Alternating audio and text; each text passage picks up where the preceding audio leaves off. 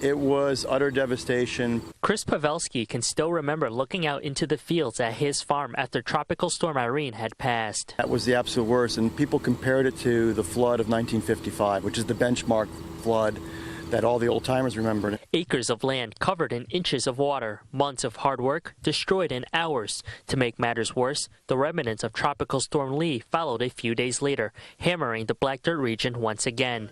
In all, Pawelski says he lost about $150,000 in production value alone. In this field behind me, we had butternut squash, and the butternut squash was completely wiped out. It was all rotten. It was basically underwater for almost at least 2 weeks. Bob Sherman lost just about all the crops at his Pine Island farm, costing hundreds of thousands of dollars. In all, Governor Cuomo's office estimates 200,000 acres of cropland were damaged across the state. Statewide, farmers suffered about $73 million in damage to crops, buildings, and other resources. We're still carrying some debt, but inch by inch and piece by piece, you try to get it back together. 5 years later, many farms are still recovering.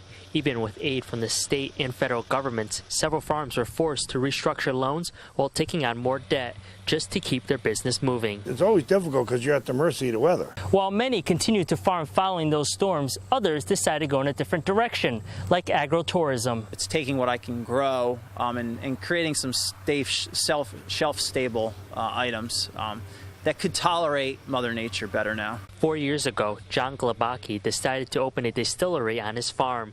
He cut back on vegetable production and turned his focus to growing grain instead. Having the value added allows me to possibly source grain if I need to and not be so reliant on my own crop. Despite the progress, all these farmers know they still have a long road ahead, especially with how unpredictable Mother Nature can be. 2014 and 2015 were good seasons, but I mean, I need a number of years. When you're that much and you're hundreds of thousands of dollars in debt, it's going to take a year after year to be able to climb out of it. In Pine Island, Jackson Wang, Time Warner Cable News.